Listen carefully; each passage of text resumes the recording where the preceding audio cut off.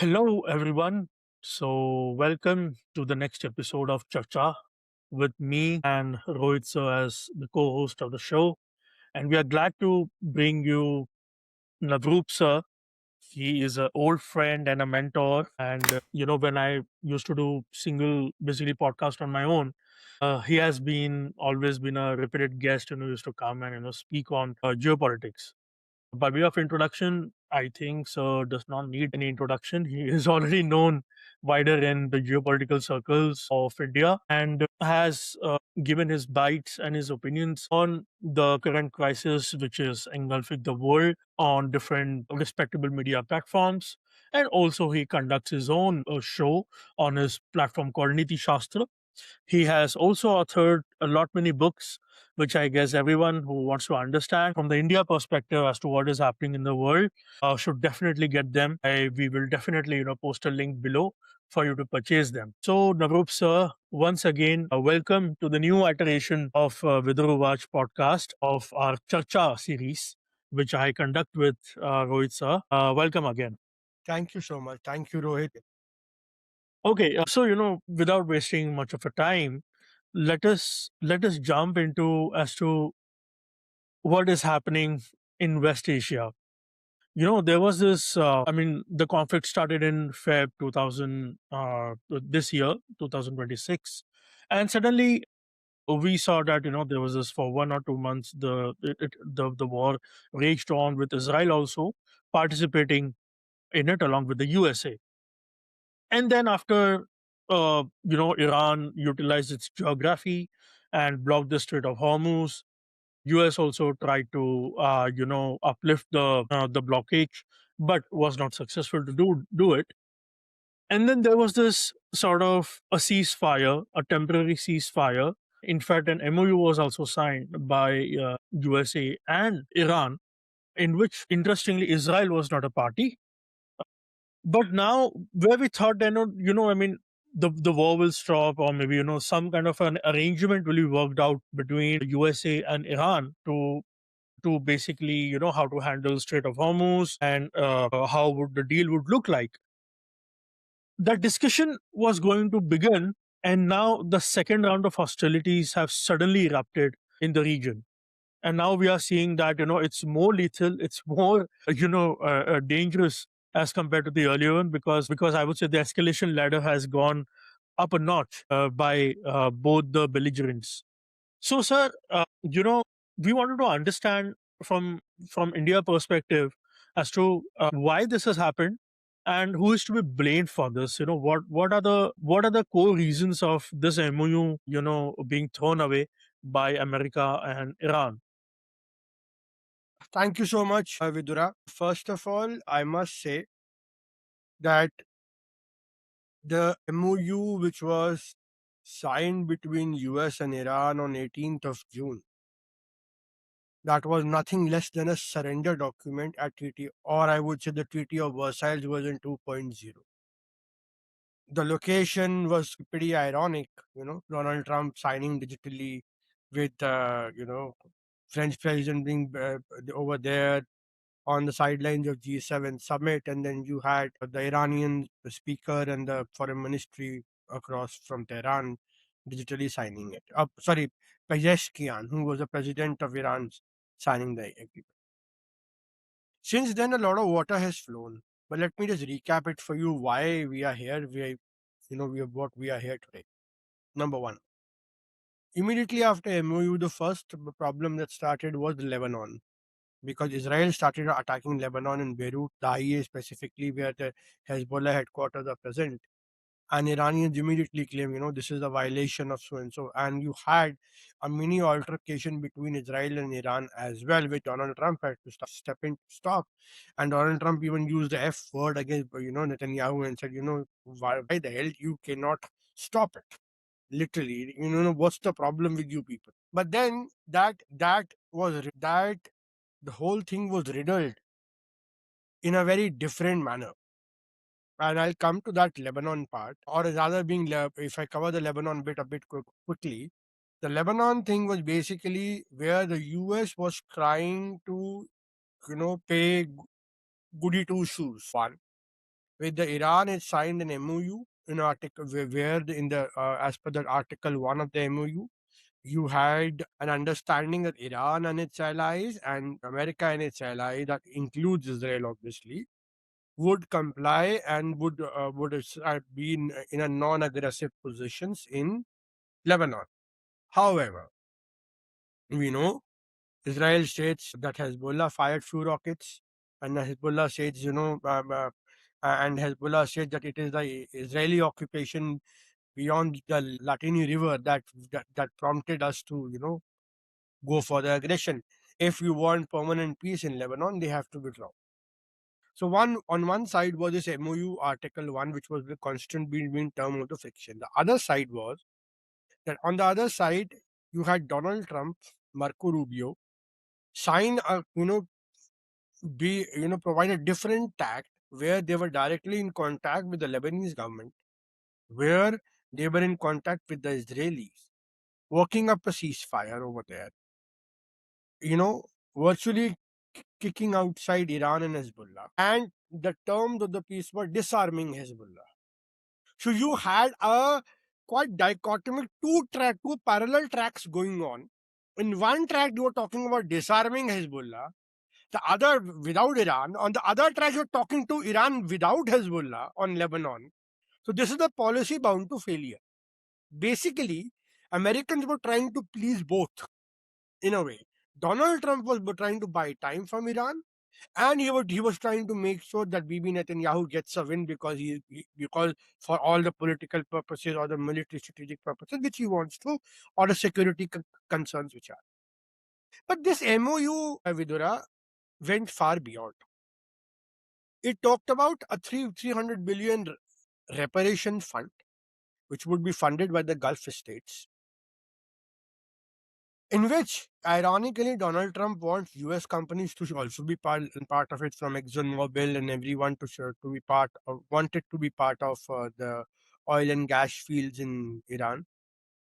Then you had a $24 billion sanction for Iranian assets to be unfreezed, of which the Iranians say $12 billion was supposed to be done up front, which wasn't done.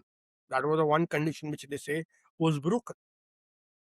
And the third part was that after 60 days, till 60 days, Iran will allow free and fair passage across Strait of Hormuz.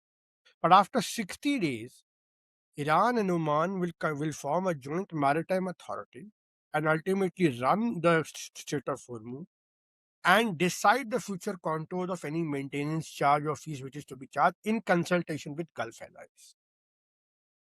So you had these were the broad terms. I mean, there were many other terms which I don't want to watch. An MOU is anyway junk now. So this MOU riddled with conflicting, dichotomic positions which were being formed on the ground.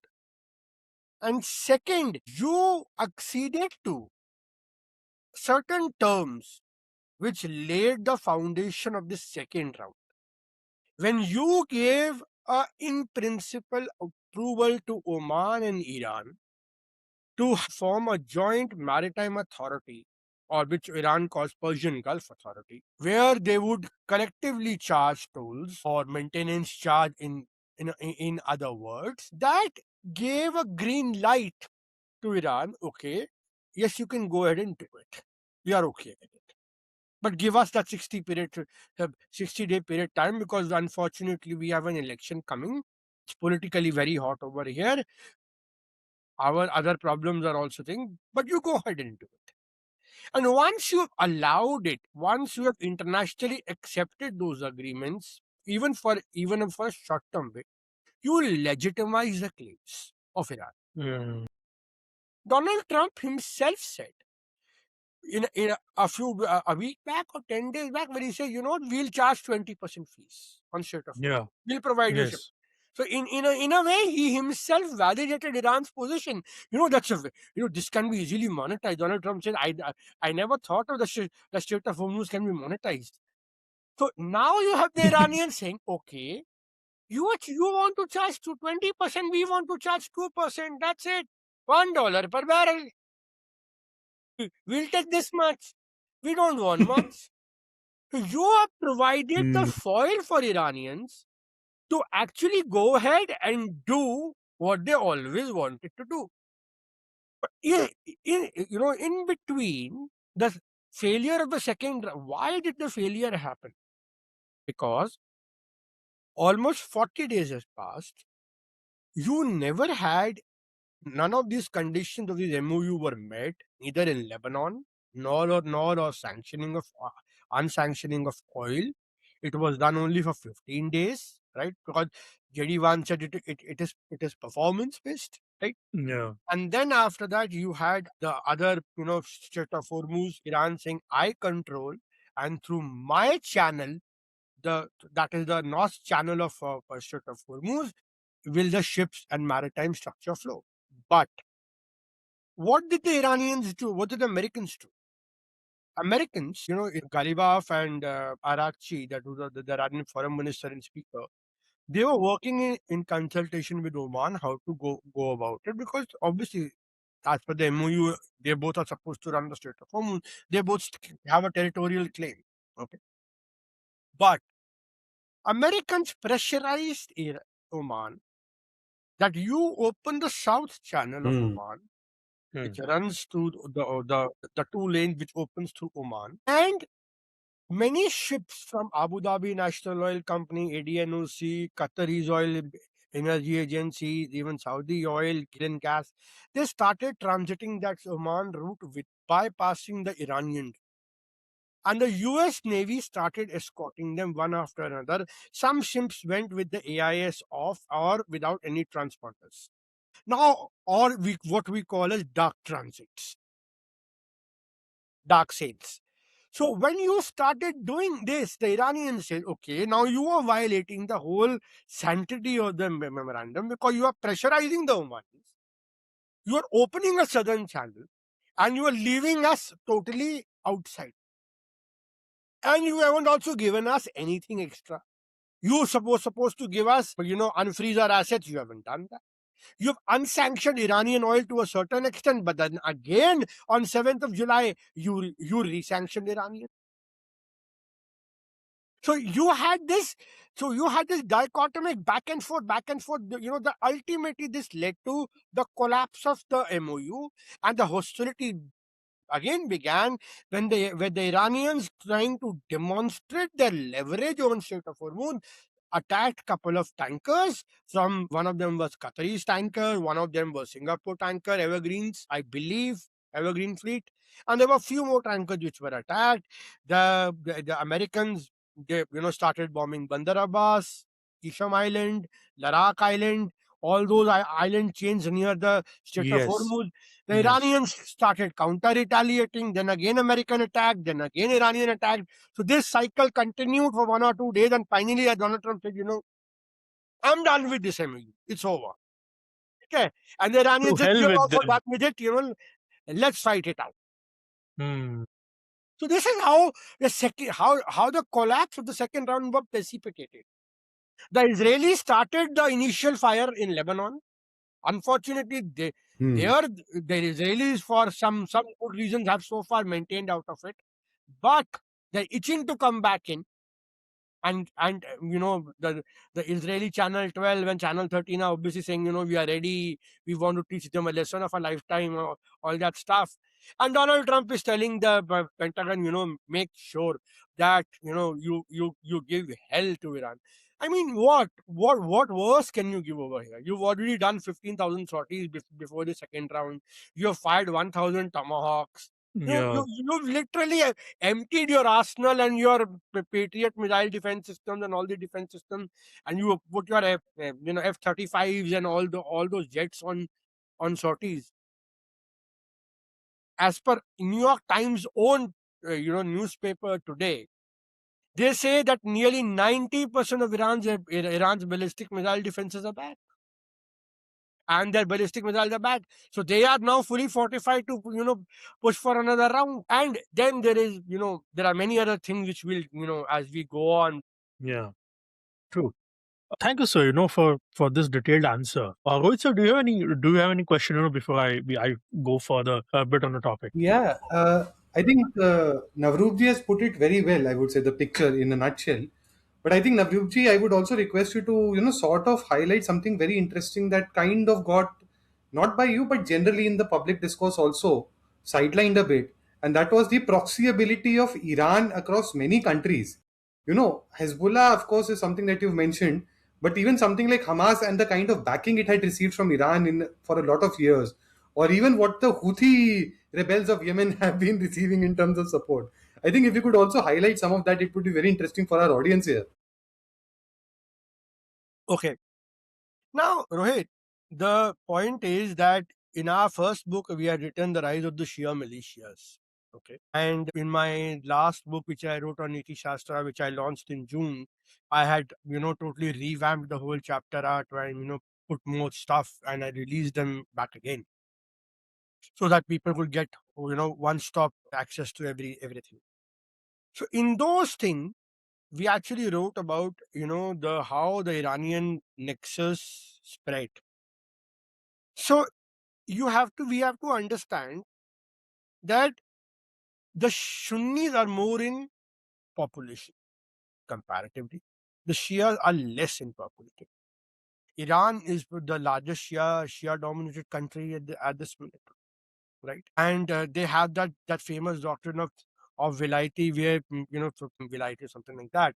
Okay, where they talk about supreme sacrifice, they talk about shahadats and all that stuff, and the religious doctrine which the Muslim clerics of the Ummah in Iran follows. Now, as per this doctrine, the Iranians, the Shias always knew, or the Iranians always knew that they lack the numerical power which the Sunnis have.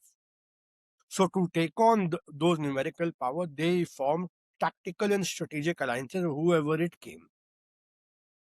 Interestingly, if you study the history of Hezbollah, you study the history of Hamas, and I'll come to each of them. Specifically, Hezbollah is a critical cog in the wheel.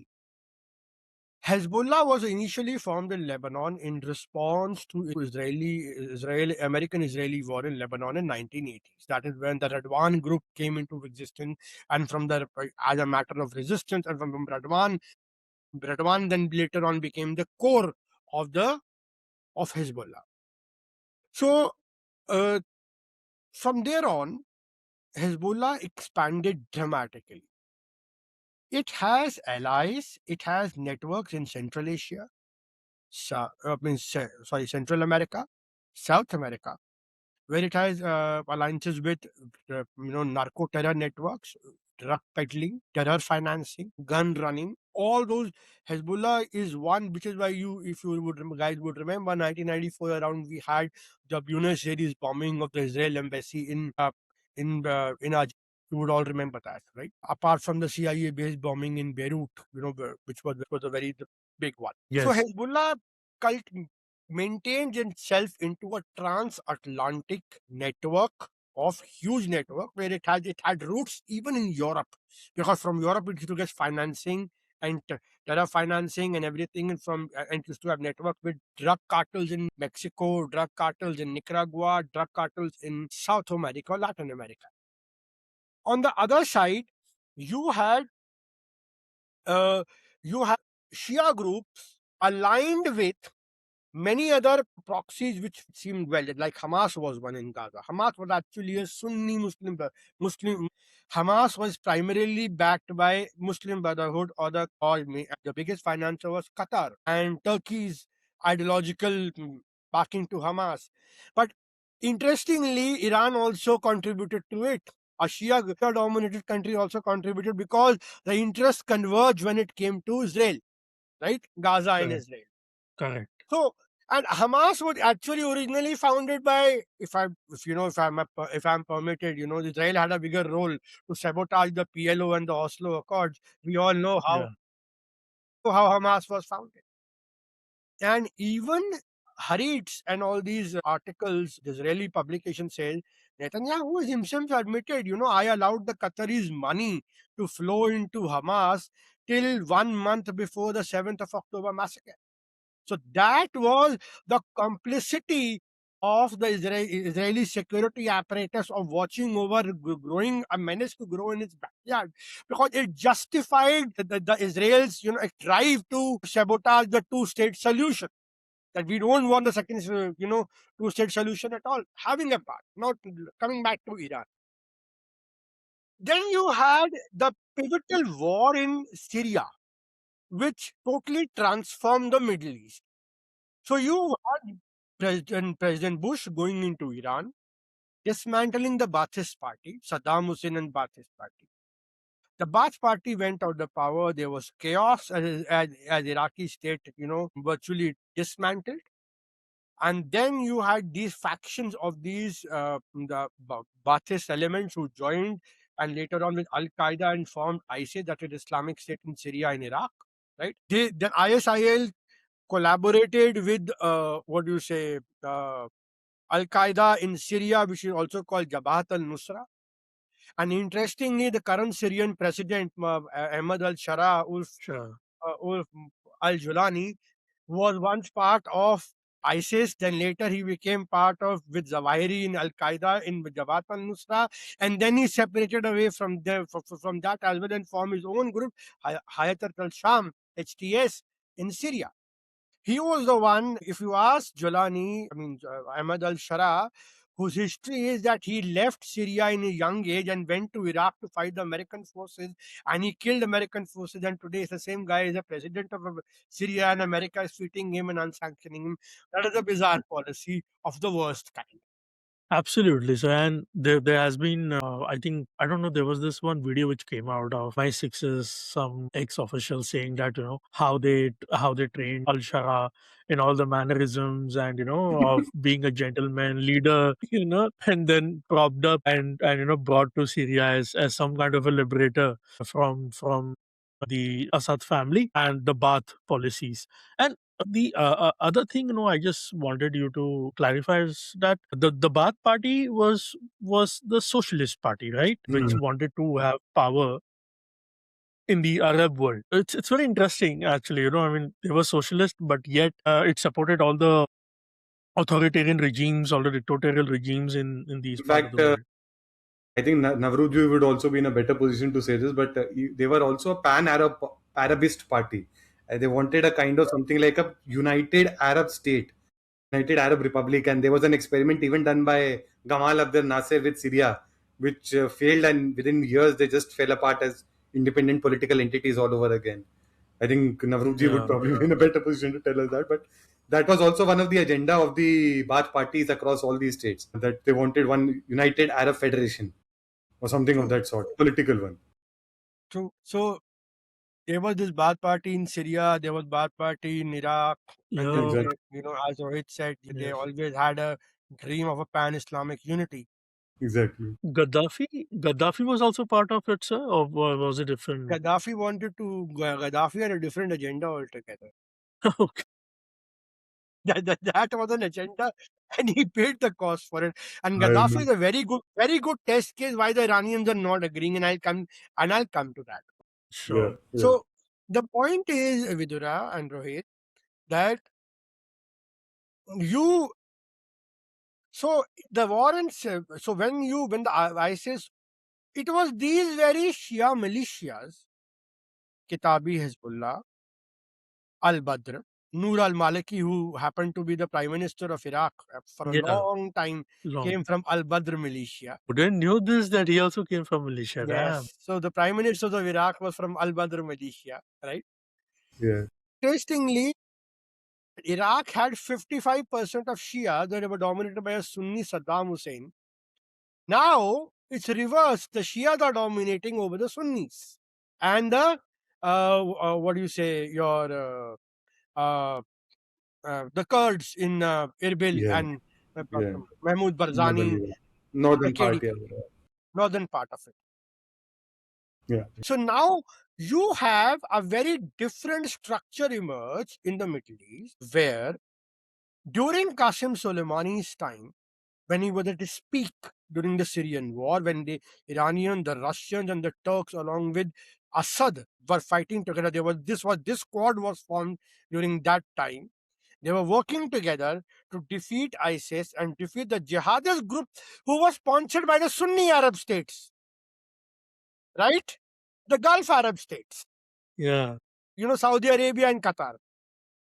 All those jihadists, Free Syrian Army, you would all remember that. Yes. Yes. Yes. It vanished in thin air. No one knows where Yep. where it went, right? True. So you had these jihadist factions converge on Syria. The Shias fought along with the Russians. They fought along with the Alawites in Syria.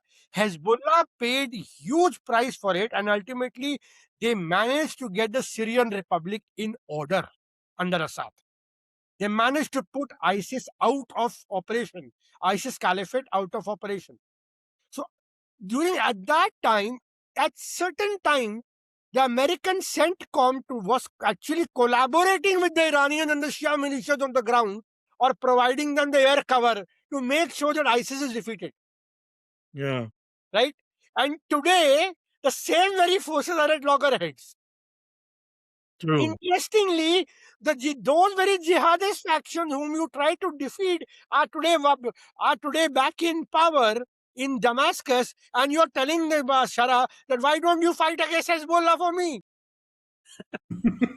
So you have run the whole circle out, and it was during that time of Iranians, Russians, and the Turks and the Assad dynasty working together that you had the Shia militias in Iraq virtually take over in institutional takeover of the Iraqi state. Yeah. We have to admit it were these Shia militias, which are now called PMF. I don't know what's the name exact, Popular Mobilization Front, I guess. Okay? These Shia militias are the ones who actually stabilized Iraq. And you are trying to now dismantle the very thing. On the other hand of the Arabian Peninsula, you have the Yemeni. In Yemen, you have the Houthis. Houthis. Yes. Ansar al-Sham. Yeah. These again are rebels which are sponsored by, Iranians. Iranians. Yes. They have Scud missiles, they have ballistic missiles, they have their historical enmity with Saudi Arabia, and these people have actually bombed Aramco refinery. They have done their operation so much so that they almost blocked, I think, Bab al Mandeb near Aden Yeah. for in around 2 to 3 years in Donald Trump's first term, and American coalition launched a movement, and they lost back. America lost to the Houthi militias. Actually prevailed, and America has to Yeah. withdraw. Yeah. They had to get a negotiated settlement. They had to withdraw, and today the Houthis are sitting quiet because you have a different dynamic in Yemen, where you have this Southern Transition Council sponsored by UAE, which was squaring up with the Saudi Arabian sponsored government, and the Houthi militias on the other side. I mean, this is a mess. The whole region is unraveling, it seems. It's actually unraveling, and the centerpiece of this whole thing is Iran. Yeah. Because you have to admit, today Iran retain those proxies in Hezbollah. The Israelis tried to degrade and destroy the Shia crossing after 7th of October in a calibrated campaign. The pager bombing, the taking out of Nasrallah. Before that, Donald Trump assassinated Qasem Soleimani. Yeah. And then you had taking out IRGC generals, which led to the war in 2024 and 2025. All that. So we had this escalation coming step by step. We were going up the ladder over the last couple of years. Yeah. Right. Ever since Donald Trump ripped apart that JCPOA in 2018, the fuse was lit. It was only a matter of time when the bombs would start falling, and the escalation ladder we will step up on the escalation ladder. And in the Iran nuclear deal, so when Obama, as per Donald Trump, Obama gave $6 billion. Obama's NSA at that time said, we did not pay $6 billion. We just unfreeze their amount and give it back to them. What they had, it was their own reserve. It was their own money. We never gave anything. Mhm. What the Iranians did was, when they started selling oil in 2018, 19, after Obama for a couple, 2 to 3 years, and Yeah. they started, selling. The first thing they did was they rebuilt their military power, because they understood that they will once again come back to the, Hmm. they will have to fight this eventual battle with Israel one Yeah. day. Israel one day, yeah. So Yeah. they understood the psychology of the Israeli government, what they wanted. They understood the threat which emanated. They understood the American dreams, America's ploy, which is why we are in a position today. It is because of those events which happened in 2006, 17, 18, 19, and 20. Yeah, in It's very Donald Trump. nice, sir. जैसे आपने ये पूरा chronology में दिया, and I kudos to you, and only you could have done this, given the chronology of how this has evolved into such a prolonged conflict. I think the two questions that naturally arise from this is one: should we expect it to last, say, another year or two easily? I mean, of course, it is sometimes very difficult to predict what happens tomorrow. It is the Middle East, after all. As I say, the Hunger Games version of the Middle East can never be, probably understood by anyone easily.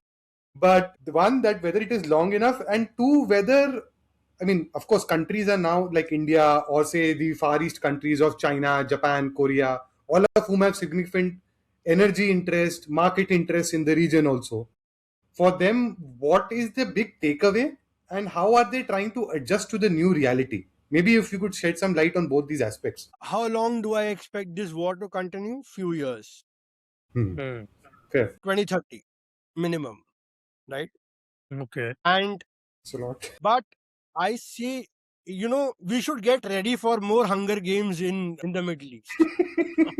And I'll explain you the reason why, right? Okay, first let me explain the reason why. Hmm. What has Donald Trump's America done? Hmm. They have turned Iran into a regional power. Hmm. It's controlled world's 4% oil, and Iranian oil is one of the best oil in the world because it's a sweet crude. Plus 20% of the transits, that's 25% of the world's oil, No. Hmm. at the mercy of Iranian military forces, IRGC. My God. True. Right.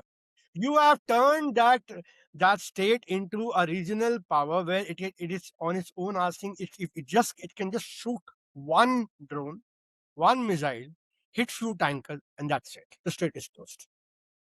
Because the strait is very small. It's 30 square kilometers at its narrowest point between. Narrowest point. Yeah. So it is not a huge channel, or it's not a huge sea which cannot be Hmm. blocked. It can be mined, it can be done. A lot many things can be done over here. Agree. Over and above, you have these Iranians backed by the Russians and the Chinese.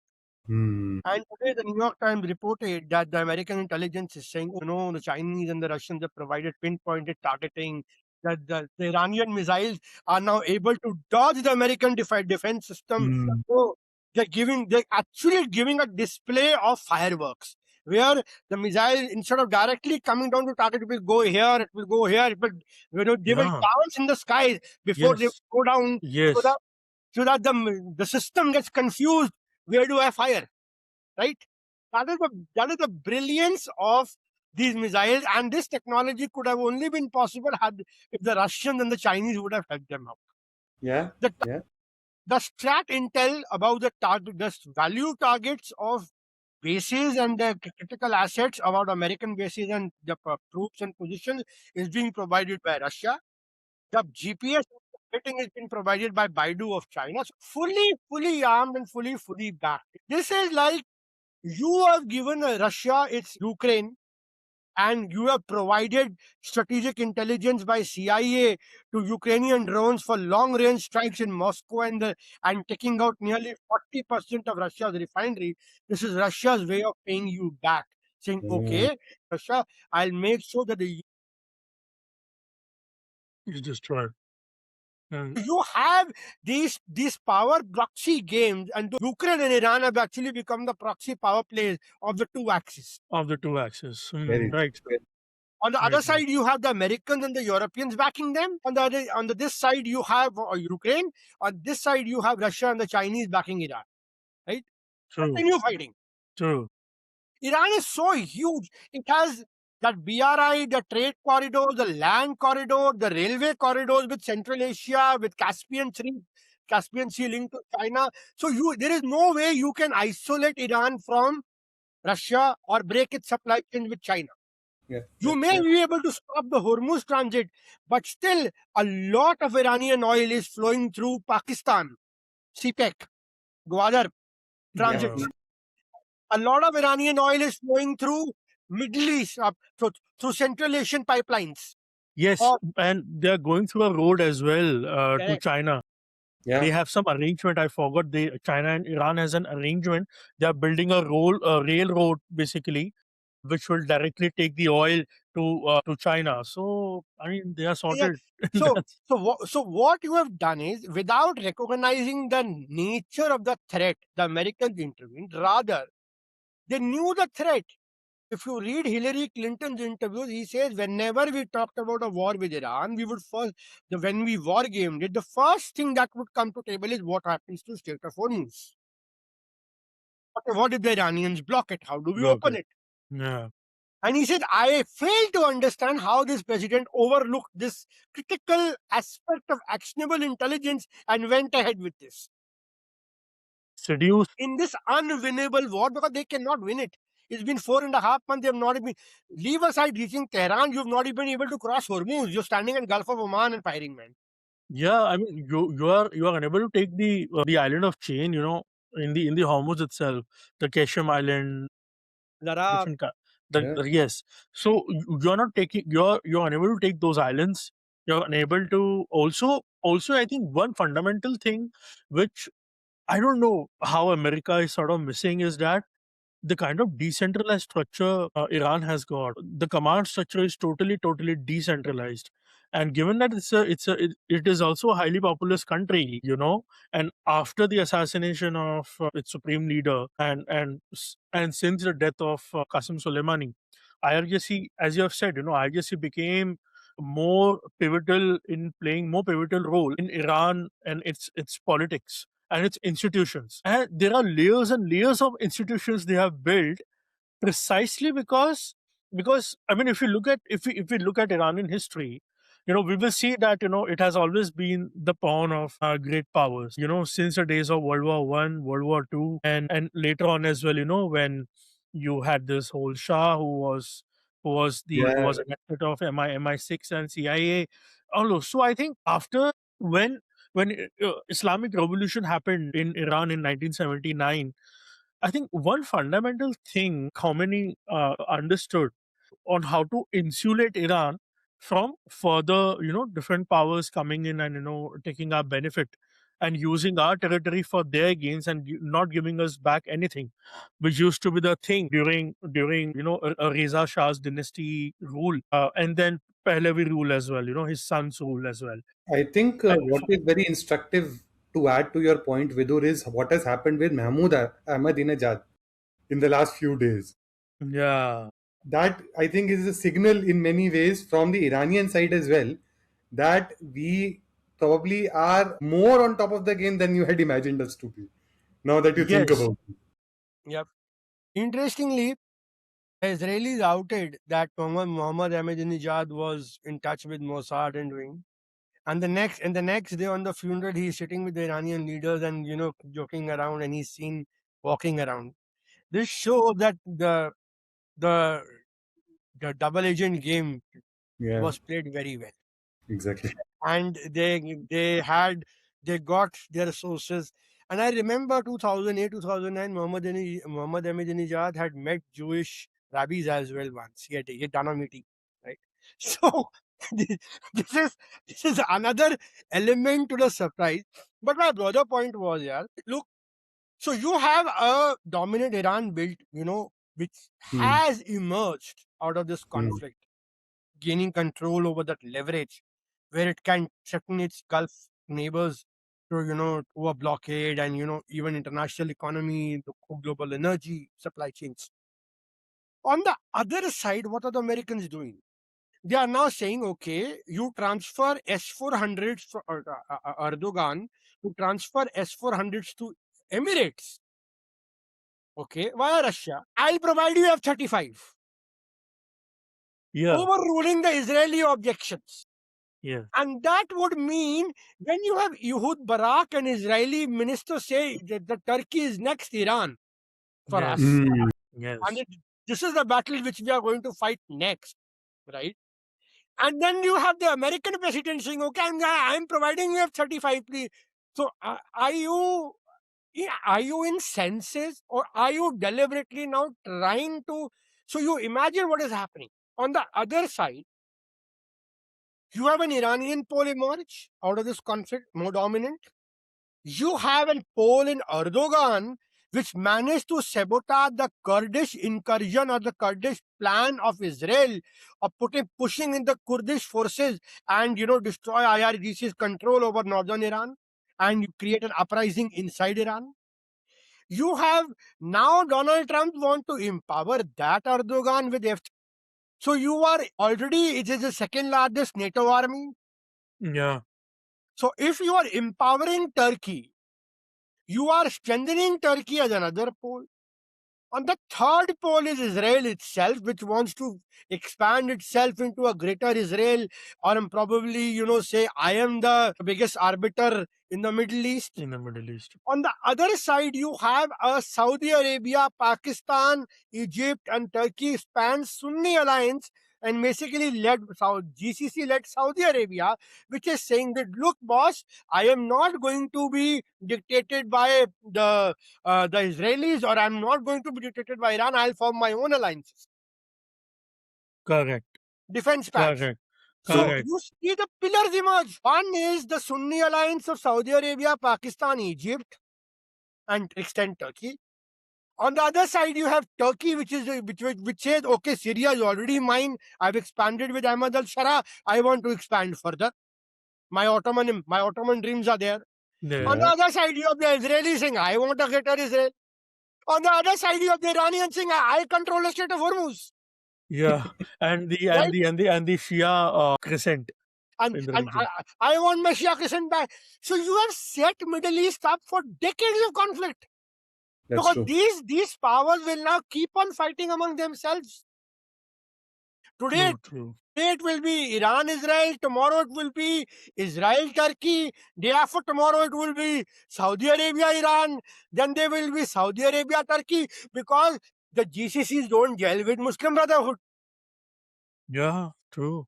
And Muslim Brotherhood, we know of whose creation it is. Whose creation it is. So if I am to sum it up, this whole thing, you have created a mess, and this whole thing was done, this whole radical Islamic project of the Middle East, these divisions, nothing but British legacy.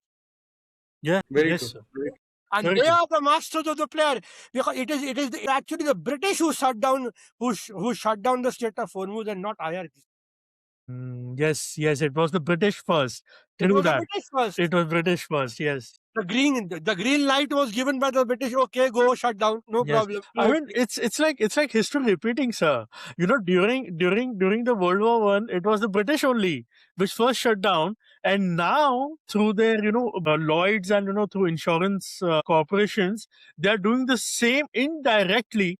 Where due to that the premiums are getting up, and of course for people, for companies who are who have their shipping goes through those particular lanes, now they would be finding it difficult to go through it because they are not getting their risk premiums and not getting the ships insured due to the constant attacks by Iran and USA. Very interesting, very interesting. So I mean, now given all these scenario which is emerging, and which is emerging very rapidly, by the way, I mean, it's changing on day to day basis. So how do you see the global supply chains getting affected? I mean, it first got affected when Russia-Ukraine conflict began, because Russia and Ukraine, if you see, they are considered as a agricultural basket for the world. And now this conflict, it started in 2023, I guess, or 2022. Sorry, 22 February, 22 22. February. Yeah, and now I mean, it's 2020. We are already 4 years into the conflict. So Do that you that realize region that has got how affected. little coverage there is of the Russia-Ukraine conflict in all of Yeah. this? I just Yes. realized, Yes. just Yes. realized Yes. it. We've almost True, as if true, true. forgotten it, like it's happening in some remote corner of the world. And that conflict is heating up like crazy, by the way. That It's is the one which is going like real bonkers, real bonkers. Even Moscow is being Moscow. hit, sir. Moscow Yes, is being hit. It's crazy. it's Never crazy. imagined Moscow being hit so harsh by Ukrainians, or maybe for lack of better word, maybe Europeans actually. So what do I understand? The supply chain already has got affected there on the Eurasian plate. Now this whole conflict in the Middle East. So your whole supply chain in the oceanic region of the world, now that is getting affected. So, is there any recalibration happening of specific countries where they want to secure their supply lines so that the energy shock in future won't be there, and that they don't face the kind of brutal, disruptions which this particular war, ensure? Because as you said, this is going to be a prolonged conflict. It may have a breaks of it, there may be a temporary ceasefire, but it won't stop given the kind of high stakes which are involved for all the players in the region, especially America, Israel, and Iran. So how do you see supply chains getting altered due to this war? Very interesting point. I think the first supply chain disruption began in COVID. It Right. was during COVID that the world realized, there was shortage of masks, there was shortage of pharmaceuticals, there was shortage of APIs, there was shortage of ventilators, and then you had America and the Western world realize they had to depend upon China for all these supplies. And that is when you had the Quad consensus emerge at that time, ironically during Biden, where we said, okay, we have to de-risk. And the world first time realized during that time that we had to de-risk China because our supply chains were totally too much dependent upon the pandemic. Highlighted the the fragility of those supply chains.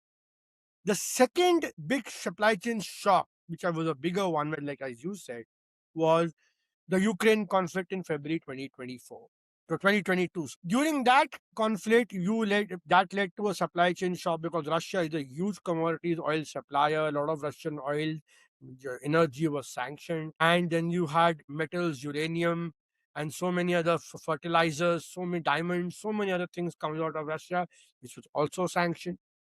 Yeah. And then you also had what do you say?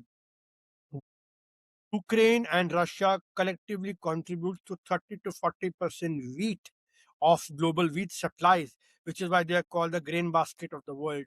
So with Russia invading southern eastern Ukraine, the whole wheat belt was under Russian control, and that led to another disruption of wheat supply chains. And in a way, Ukraine's industrial might, industrial belt in the eastern Ukraine part of it, or what do you say, industrial belt of manufacturing aerospace parts, military parts, spares, logistics, everything was disrupted, including fertilizers, was disrupted. So that was a second shock.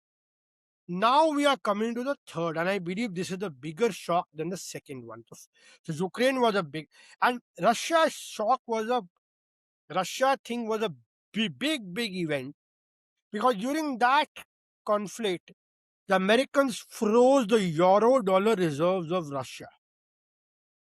First time a P5 powers foreign reserves were frozen.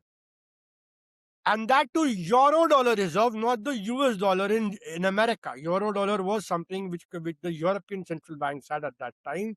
JP Morgan warned Biden not to do it, but they went ahead and do it. That's around $600 billion.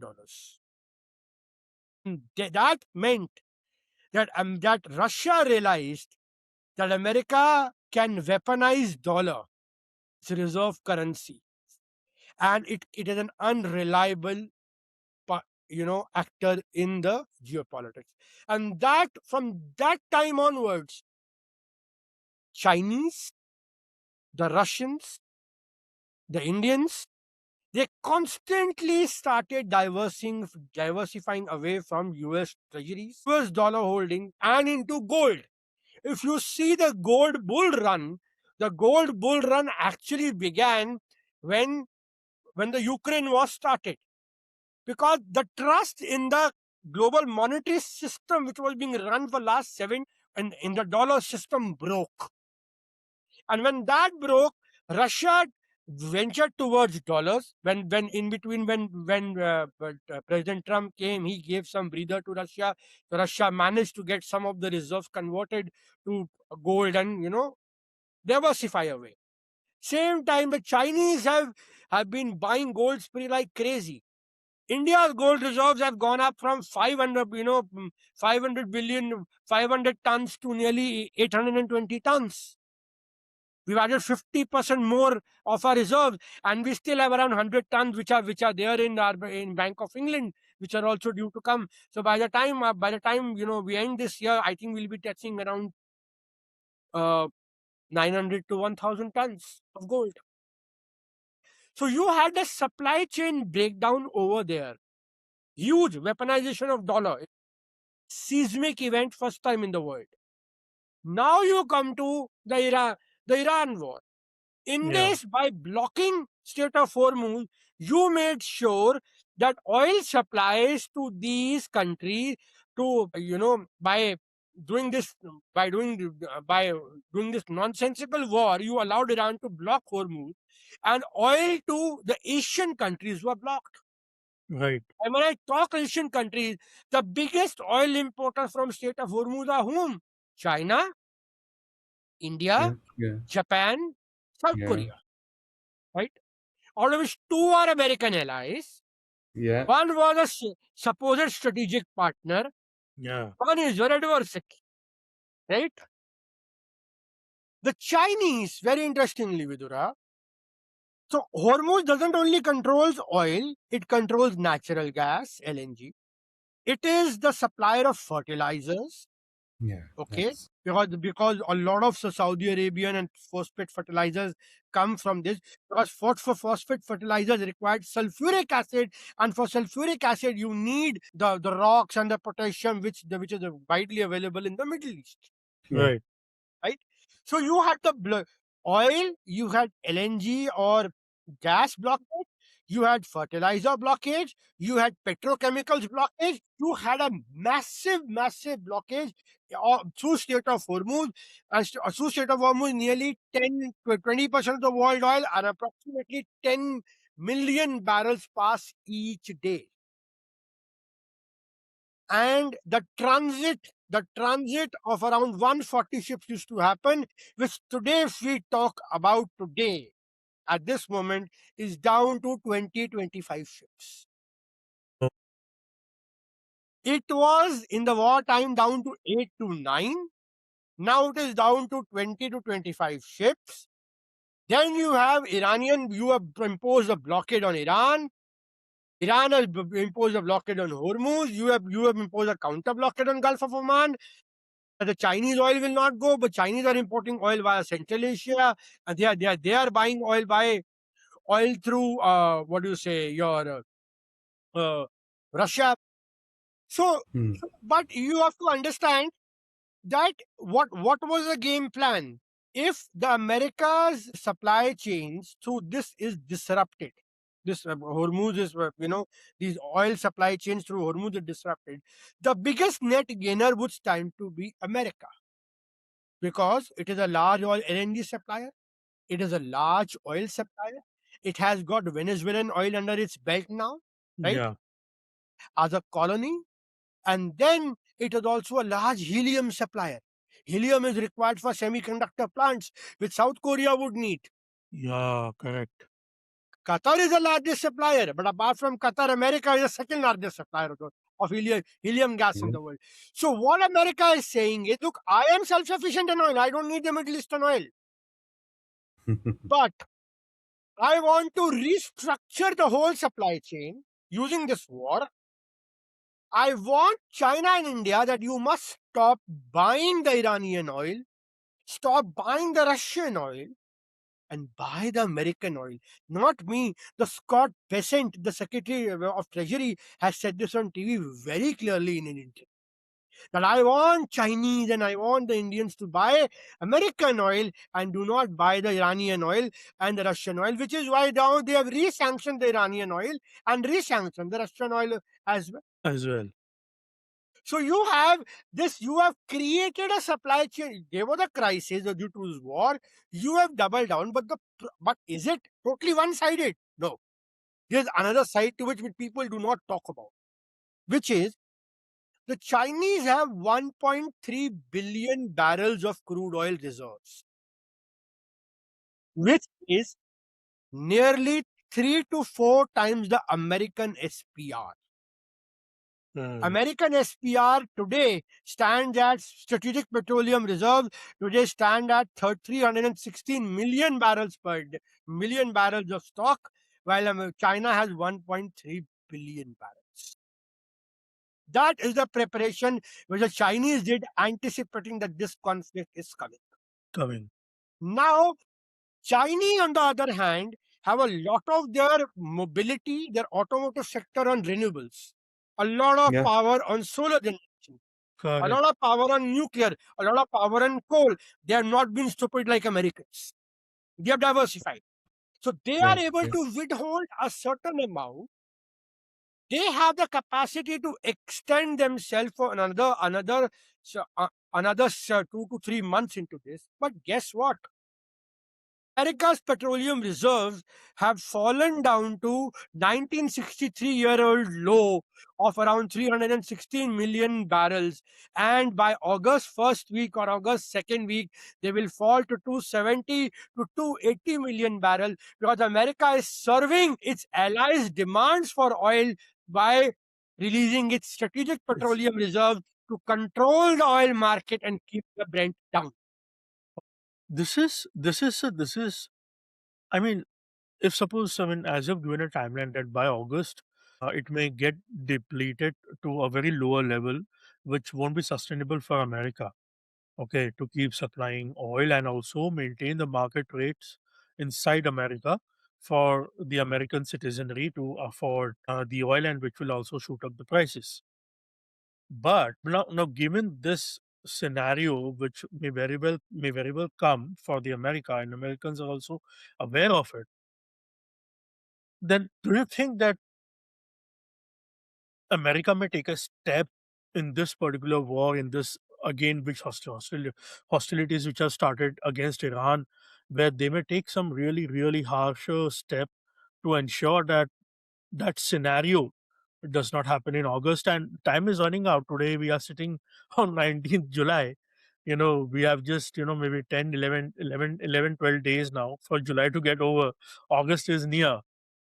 So how do you see? Do you think that something is in the offing? Something very very It has worse. already begun. Can't we see what's happening in the renewed fight?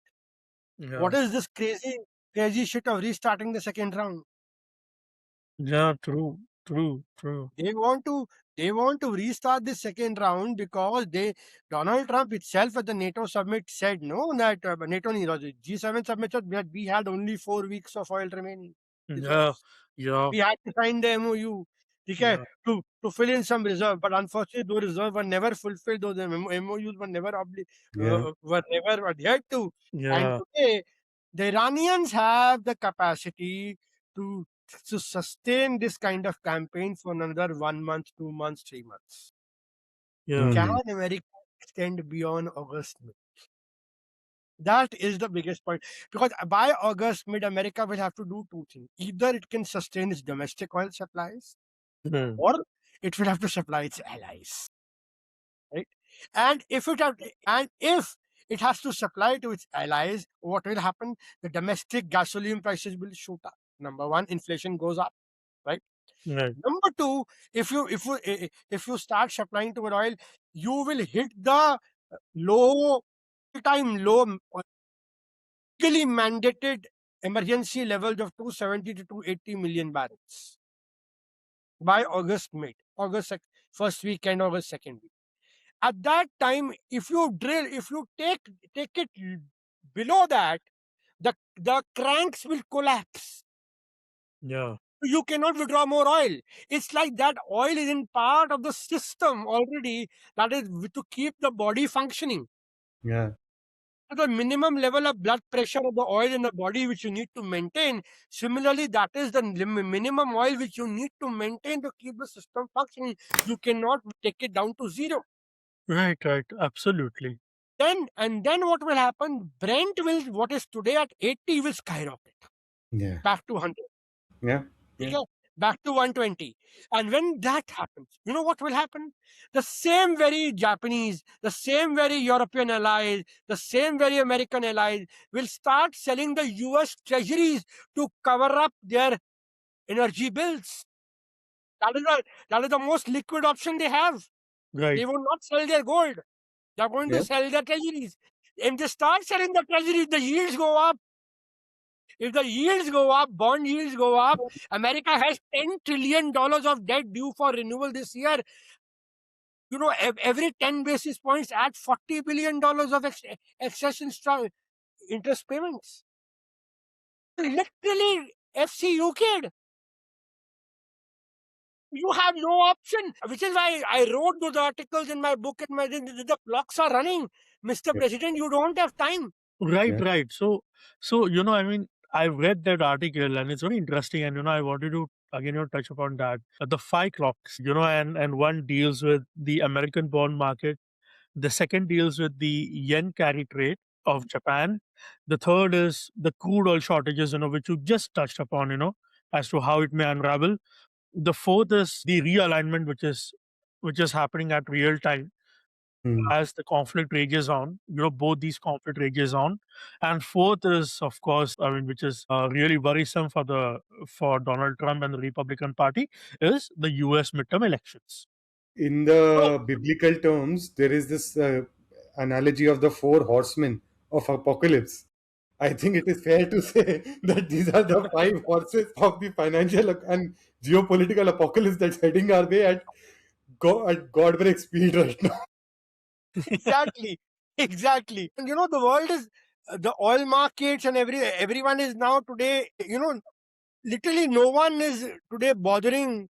But now, when the campaign has begun again, the panic, you can actually feel the panic in the campaign. This time, Americans are more panicked than they were during the first war, Yeah. part one of this war, then the part two of this war, because you have these clocks running. You have not only about, so let's say if Japan gets to import more oil, okay, it will need to pay more. Hormuz is closed, right? US SPR has physical limits. Right. If Japan pays more, means inflation goes high, energy prices shoot up in Japan. If energy prices go up, what does the Bank of Japan do? It will have to raise interest rates, Yep. monetary policy. Yep. If Bank of Japan start raising interest rate, what happens? Yen carry trade becomes more unattractive, and the Japanese hedge funds and the bond holders will face margin calls, right?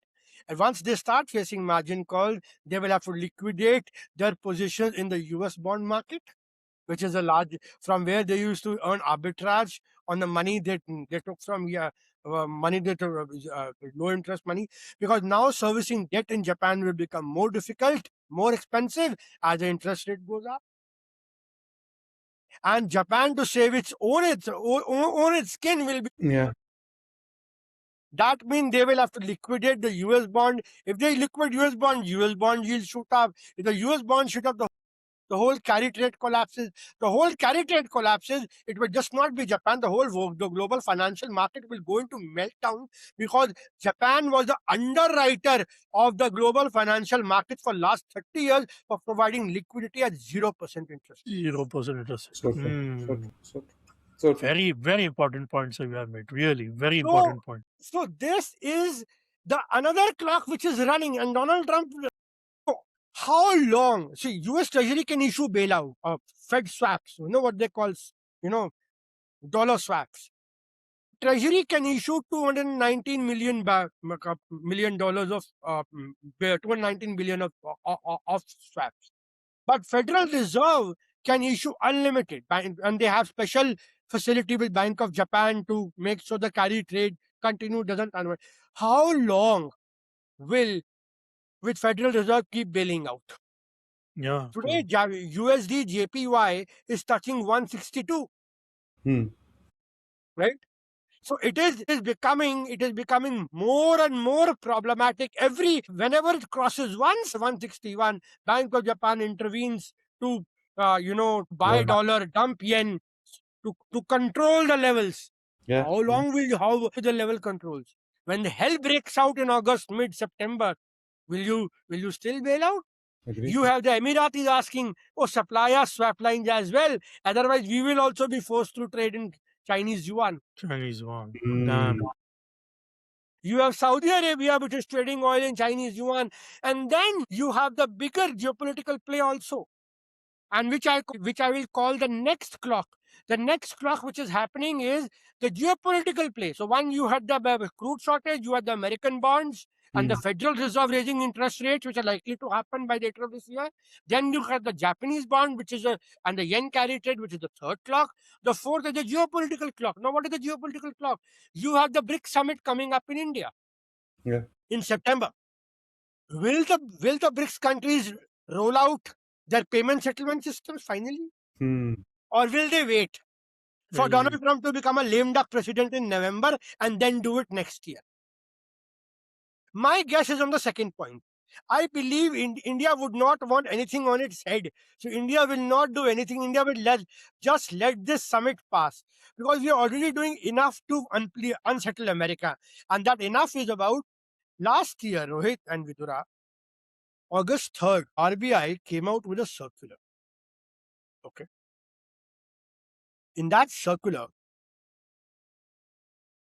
RBI said that Russia oil companies and banks can open Vostro accounts Yes. in Indian banks. Yes. Yes. And also allowing Russian banks to operate in India as well. True. And on August 5th, 2025, it was allowed the Russian oil surpluses which are circulated through this Vostro account could be invested in Indian government security bonds. So this is exactly what a petrodollar scheme was. You replicated the same scheme where where the rupee ruble trade, Russian oil surpluses could be recycled into Indian bonds, providing government of India cheap financing, and through that financing, Indian government can once again buy Russian oil. Yeah. Yeah. Yeah. Yeah. A circular loop was created for which I call the Delhi loop because आपको दिल्ली में 7th of August 2025, 5th of August 2025, 2 days later, 7th of August, Donald Trump announced, I'm imposing 25% tariff on India for Russian oil. Yeah. Correct. The Russian oil was not just about importing Russian energy and defying America. It was how dare you bypass the dollar channel and create a petro trade and recycling loop which bypasses, Exactly. right? And you had another loop which was functioning simultaneously, which was a Tehran loop, where Yeah. where the Iranian oil money earned by the IRGC through shadow fleet, where transshipment used to happen on the coast of Oman, money used to be converted into via Dubai and later on through Hong Kong shell companies, taken through KIPS payment system in Shanghai and transported back to tax havens in Europe, real estate in Europe, restaurants, skyscrapers, and the European city of London's tax haven, the British Virgin Island, Cayman Island. Mujaba Khamenei has so many properties over there, and IRGC has a full offshore empire, real estate empire operating in London. Which is why London has been playing goody two shoes. Lords of London, close it down, insurance hiked. And Donald Trump saying to Britain, what the hell are you doing? Right? Stop this. So this is it. So you had the two parallel loops operate of a petro yuan settlement and a rupee. And interestingly, though these sanctions on Iranian oil and Russian oil have been imposed, but the petro yuan trade still continues. India, Russia oil have doubled down and we are now tracking 3 million barrels per day. Yeah. Right. And the situation is so dire due to the Ukrainian conflict. Russia is now forced to import oil, Yeah, jet fuel, diesel, and petrol from India because their refineries have been knocked out by Ukrainian drone. So now Russia has to depend on India to run its economy, and India has to depend upon Russia to sustain its energy. So in a way, both says to America, you can get lost. We have to support each other. So you've ended up creating geopolitical turmoil to this kind of an extent where your own policies have empowered your own nemesis. True. This is the hierarchy. So technically, the Lloyds of London in city of London, in that 1 nautical mile in the walled city of London, along with the Chinese, the Russians, the Iranians, have given America its Suez moment in Hormuz. Mm. It's there. The only point is America is not willing to accept to go down so easily. So we are having this multiple rounds, round 2, round 3, round 4. We'll have multiple rounds because America, as a supreme hegemony, will never accept that it has lost a war in Iraq.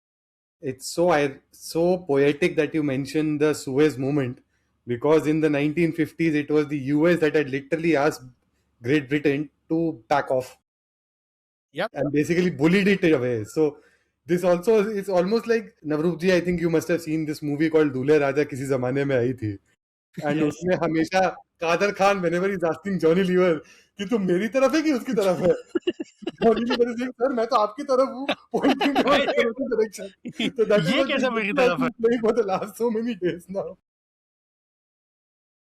हुआ. Exactly. So, but the British, what the hell was Donald Trump thinking, man? Yeah, true. The man launches $20 billion of insurance pools. The US Navy will escort, and the city of London will keep on. They who have run world for 450 years, and they'll simply say, "Oh, please do it, no problem." You may have lost. You may be the new Rome, Hmm. but the British financial empire still rules the world. Yeah, true that. Absolutely. And City of London is one where you will find all kind of financial fraud, criminals stay, where even His Majesty cannot enter that walled city of 1 square mile without the permission of the mayor of that. One of that City of London corporation. It is a private body. It is the laws of the British Parliament do not apply to it. Mm. It's very interesting. Same arrangement has continued since nearly 1100 AD. How long this has been functioning, this jurisdiction. And now they have created tax havens in British Virgin Islands, Cayman Islands, Panama. All these are tax havens where the money gets deposited. And very interestingly, Mojaba Khamenei, who's the new supreme leader of Iran, has properties just next to Israeli embassy in London.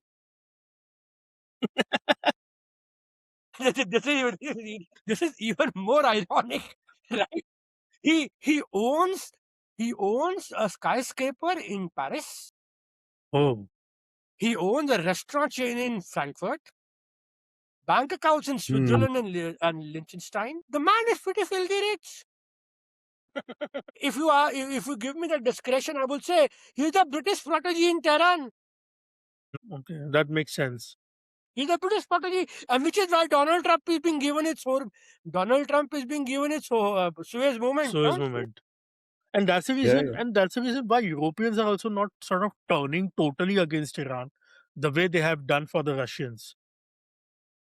It's so interesting. It's so interesting, sir, that you mentioned this, because last 15 years, and you have been following this like so well, बोलने की भी जरूरत नहीं. Just as a proxy, the amount of Chinese investment that has been going into the United Kingdom, the way the United Kingdom has very comfortably let key companies get acquired by Chinese company groups, corporate groups, that tells you a lot about where the British were anyway probably sensing the next shift of the axis. I mean, it's just crazy. The financial empire just continues to control the world in that sense. Rohit, a lot of Chinese financial buildup, a lot of China's tech underwriting, a lot of China's financial payment system has been the brainchild of the British. Hmm. If you all must have read about the Bank of International Settlements, Yeah. BIS, which is the central bank of the banks, which is a secretive private bank formed by the Rothschild and 6-7 private banks during the World War II, just before the World War II. Yeah. And in that, the Bank of International Settlement, it was the Bank of International Settlements which actually provided the Enbridge blueprint, the CBDC blueprint, and the KIPS blueprint to China Hmm. and to Saudi Arabia, to UAE, to India. And when Donald Trump came into 2024 and said, guys, what the hell are you guys doing? Why are you empowering our adversary and giving the blueprint? And BIS says, look, hands off, I'm withdrawing, I'm going out, but please, here is your technology, take it. Yeah. Hmm. So what they are doing is they have enabled the BRICS countries, they have enabled the Chinese. A lot of underwriting, I use, as I rightly said, in the Chinese control a lot of assets in land and assets in and companies in Britain. So it is Britain which is funding the rival faction, technically a proxy of America, hoping to take America down ultimately. And this is the old rivalry which has resurfaced between the American nationalists and the British free trade radicals, which runs back to the American Civil War. Yeah. If you Yeah. read the history, Yeah. the historical context. Yeah. So true. So this has layers beneath layers, layers beneath layers, and the Lloyds of London has also opened office in Gift City, India. Yes. Yep. They have opened the office in. They opened office, and it was Lloyds of London which on 18th of March 2026, just 10 days into the war, when the Narendra Modi government was not going this way, that was on Iran, it was still contemplating how to react to the situation Yeah. after Khomeini's assassination. So what happened? It was then Lloyds of London that wrote that we think IRGC will allow Indian ships to pass. Hmm. And then Financial Times, which sits in City of London, writes that if anyone needs to learn about diplomacy in Iran, they should learn from India how they got their ships running through Strait of Hormuz with Iran. So London said, I am forming my own group of 40 countries outside the United States. We don't want to be part of this war. And they took India on board. Yeah. So you had all these movements coming up. And why Lloyds of London to Surat? Because ultimately, they understand the leverage of Malacca. So true. So true. So true. So true. So true. And we have developing that port.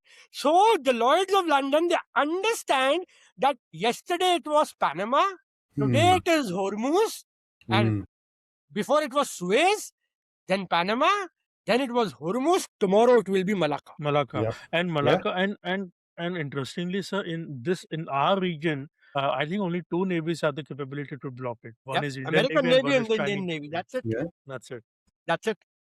So if Lloyds of London sits in India, they can set this rates, they can set the ships for transits to Malacca. And Malacca is even smaller than Hormuz. The smallest point is only 2 nautical miles. Yeah. It's It's so easy barely to like block. chota sa canal hai, literally. Yeah. Exactly. It is so easy to block. So you have you have to give it to the British that they look far ahead in the future. So true. And Donald Trump being Donald Trump, like a bully, I will do this, I will do that. He failed miserably over here. He's failing, sir. He's failing. His local policy is also failing. I think it was very interesting that just to add to Vidur's point, he's failed, and I think the biggest failure, in fact, was that he threw out all people out of the establishment who could have helped or have been of help in this very crucial scenario right now, for the sake of a purge, for out of sheer, I would say, animosity over an incident that took place 4 years or 3 years back. I mean, it's just Exactly. crazy. It is, Donald Trump's problem is that he's a man with a very mercurial nature. Hmm. He's business minded. He's not a politician. He's not fit to run the White House and the administration. Hmm. He's bankrupted his company 6 times. Yeah. Okay? And probably this time he'll bankrupt America. I believe so. Okay? Or may he'll at least make it default. So that we'll see in the coming days. So the final point, Rohit, if I would come to this, is the political, Mhm. which is that you have the American midterms coming up 2-3 Yes. months. So there are two problems. Donald Trump wanted this war to dial down. Why is he escalated? Because he believes in the theory of escalate to de-escalate. Means hit them so hard that they come back to negotiation table. I'll do a short burst of 10-15 days, hit them crazily hard, bring them back to table on my terms. What he doesn't realize is these are Iranians. These are not Venezuelans or Cubans. Yeah. Yeah. They defeated the mighty Roman Empire. If you go to that, that province, I'm forgetting, Shiraz in Fars Yes. province. There is a rock edict where they show Yeah. that the Roman Empire is kneeling before the Persian Empire. Yes. Hmm. The emperor is kneeling before the. So Donald Trump failed to, did not read the history. Quite a mural it is. I think we should. I want to show to our audience actually. It's a very fantastic mural, right? Yeah. It's in Shiraz, Iran, in the Fars province. Yeah. Fars province. Okay. And I always also say it's very interesting because America doesn't realize that Iran is a civilizational state in many ways. And Yeah. old civilizations will never behave immaturely the way Donald Trump wants them to. They have seen They far will too not. much. They've seen far They too will much for not. this. They will not. Exactly. So वो चीज तो मतलब it's just crazy. And So, it's very हाँ sir बोलिए. so now the point is, the Iranians will continue to drag this. Hmm. You have the problem of the midterms coming, where Donald Trump will most likely lose the House of Representatives to Democrats. Democrats will launch hell. So Yeah, so sorry to cut you. So this is the mural, where we can see Roman Emperor Valerian going to Shapur, and it's very interesting. It's. I mean seriously, the way it has been carved. I mean, you can see. I mean, the Persian king is actually aura farming. You can Hmm. see like how he's in his horse, raising his hand, and saying, "Okay, fine, I accept your surrender." You know, on the Roman general, they put gold in his mouth. Yeah. Yes. There's a very famous story, because they say you came to loot gold. Now we'll put hot boiling gold in your mouth, and they killed him. That. Right. So, they did not learn the correct lessons in history lessons. Probably this American administration is short on history, specifically this one, because they act like crazy lunatics. So unlike the earlier ones, which had traditional foreign policy establishment on the State Department guiding them what to do, wargaming them, that what could be the consequences, and they lock, stock, when barrels bought into Benjamin Netanyahu's fanciful theories and stories what Mossad sold them in that situation room meeting. Yeah. And JD Vance is today very angry on Netanyahu that all those fanciful theories have come to a cropper, and he's openly blaming the Israelis for it. That you can run a campaign against me personally in America, but that will not make the reality wish away that you actually failed. And Israeli Hayom, which is a website funded by Muriel Anderson, who has been a very loyal Trump ally and a big donor from Israel, that very website say, that if Mossad has to depend upon Ahmadinejad and on the Kurdish operation, then there is something seriously wrong with Mossad. They need to rework their intelligence apparatus. So this has been a biggest strategic failure for America. Mm. Now the problem is, if Donald Trump wants to de-escalate to get a solution before the midterms. He has the SPR clock running. They don't have time. They're running short of time. Bond markets are waiting to Yeah. explode. Yeah. Financial markets are waiting to explode. Correct. You have, and Sone pe Suhaga, as I would call it, this in March, April, you had Russian oil and Iranian oil unsanctioned. This time you have Russian, Iranian oil unsanctioned. Sanctioned once again. Neither is Russian oil available nor is Iranian oil available. And also your SPRs are running down. So it is a double whammy which is happening. Over and above, on one side, Trump wants to escalate for his midterms. You have the Israelis which do not want to de-escalate, they want to escalate. Because Israel has its own election now on 27th of October, and Netanyahu is going to face its own corruption trial and all those drama. And he knows that if America walks out of this agreement, walks out of this war, his political career is done. True. Yeah. True. Yeah. The man has yeah. already made a mess of everything, I guess, in the region. I mean, Indeed. and Indeed. and it has I mean, Israel has also lost its strategic position. If Iran regime survives, It has been substantially degraded in this conflict, and the Israelis are just hoping that Donald Trump continues the war and somehow they can get back into it and salvage something out of it. something out of it, yeah. What was the strategic objective? Fallen regime did not happen. Then Coalition cousin did not happen. Petro yuan trade still continuing. still Strait continuing. of Hormuz lost to Iran. Okay, Yeah, what have you achieved? IRGC still in power. More hardliners in power. What have you exactly achieved? Nothing. Exactly. Hezbollah still active. Houthis still active. They are still threatening Saudi Arabia and other countries that look, if you do this thing, Dubai airport will go, Bahrain will go, Aramco refineries will go, then we will not be responsible. Yeah. And in all of this, they've even destroyed Qatar's gas fields like hell. Yes, UAE's petrochemical facilities being destroyed like anything. they have put Yanbu bypass pipeline of Red Yeah. Sea. They have put Fujairah bypass. They Mhm. have put the other Jebil port terminal of UAE, and they have put other Bahrain and Dubai and other airports on warning that in case my power grids are taken out by American Air Force in the next few days, all these will go. And with it, they have also told Houthis that in case my power grids are taken out, make sure that Bab al Mandeb is blocked. Yeah, Yeah. And the problem once again is Lloyd's has once again hiked the war risk insurance premium. That means the state is shut. This war America has turned circles and circles where they came into where their operation is now limited to opening Hormuz, which was anyway open before the war. This is a more ironic situation where they have framed it up, and it's a mess of a gigantic proportion, and Donald Trump simply doesn't have the bandwidth or capacity how to get out of it.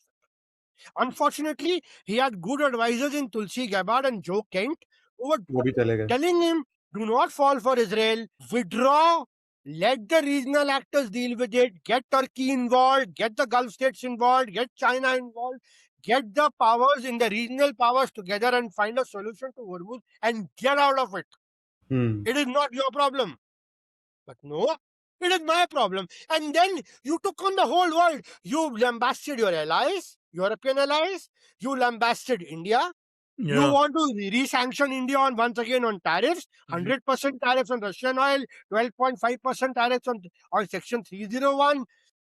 So India says, okay, you want to do this, I will continue my Russian oil. Yeah, and hell with the trade deal. Yeah.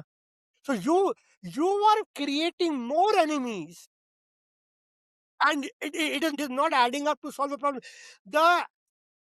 The approach of this administration that every nail deserves a hammer, or we can act like a bully because we control dollar, we can hammer our way through and we can get it done, is not going to work. And they are facing very stiff resistance by the axis of resistance of Russia, China, and Iran, and with extension North Korea as well. Yes, true that. And This sir, was basically a chakravyuh that these people created. They entered the chakravyuh. Now they're unable to get out of the chakravyuh. In typical Indian parlance, as one would say. हाँ, मतलब अपने ही trap में Exactly. सही ऐसा बात. ऐसा चक्रव्यूह में फंसे हैं कि अब समझ में नहीं आ रहा, सर्कल और सर्कल में घूमते जा रहे हैं, ये समझ में नहीं आ रहा कि मुझे बाहर कहाँ से निकलना है यहाँ से. Just want to make 2 points, sir. There are some analysts. I won't take the name, but Indian analysts, who are speaking about this whole nuclear deal. So basically, there could be a nuclear showdown in the region where maybe the dominant powers currently may use them if they think that if they are losing out badly.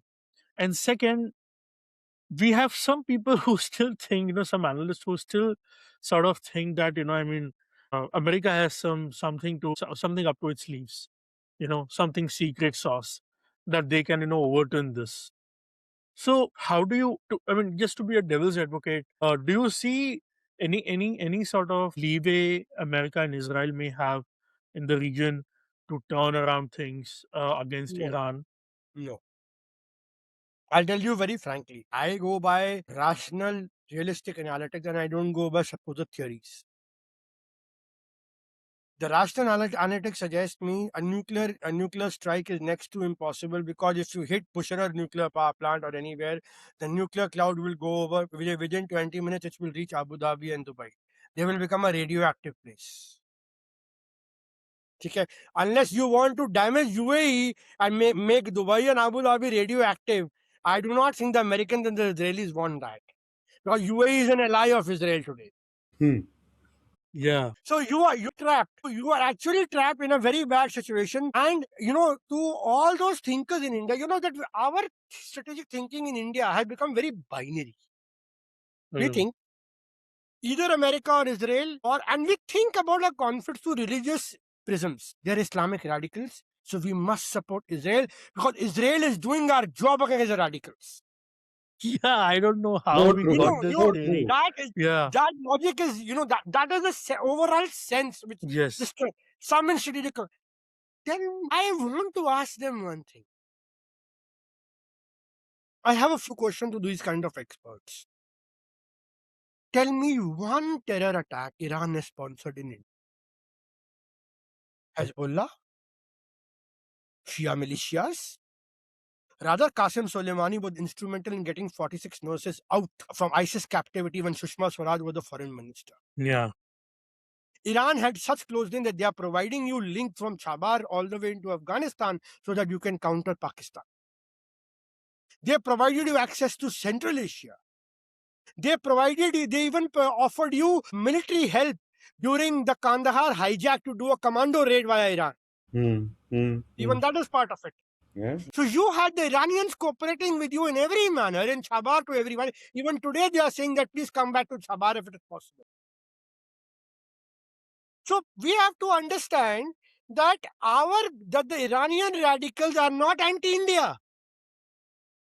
So what they may be anti-Israel, because they obviously say death to Israel and death to America, right? The Zionist entity was, whatever nonsense they say in Tehran. So the point is, whatever happens between Israel and Iran is a bilateral issue between those two states. It has got nothing to do with India. Exactly. We as Indians should focus on our interest. If my interest dictates, or I would say India's interest dictates about, leveraging Iran for Central Asia, for Afghanistan, for oil, for gas, I should readily do it because Iran has not sponsored radical terrorism into India. It is Pakistan which has sponsored. And who is backing Pakistan? Donald Trump's America. Yep. The strategic. In fact, It has to become add to strategic Navroop's partner. first point, Kashmir Valley maybe. Exactly. In Kashmir Valley maybe, just to add to Navroop sir, आपका point, after an initial 1 or 2 years, basically Iran backed off totally. I think it was a very good gentlemanly agreement from their side. वो Kashmir valley में interfere नहीं करेंगे. बिल्कुल. There being a significant Shia population inside it, I mean. See, despite के दौरान Khamenei ने statement the, which was taken very badly. That is also part of the record. But at the same time, Hamas के आतंकवादी भी POK में देखे गए. Yep. But you must remember, Hamas को back कौन कर रहा है? Yeah, Turkey and Qatar. exactly. Muslim Brotherhood. Muslim Brotherhood is not Shia Iran. Yes. So you have to make a fine distinction between the two. Hamas is equal to not Iran is not a direct equation. It is an indirect equation. Yeah, it's just a converge of interest in a particular region, That's it.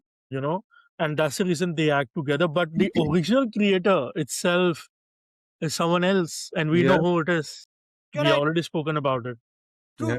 So the point is, we need to have our priorities, our interests defined, our interests, and we have to build our strategies on those interests. If I need to secure my energy, I will go to Russia come what may.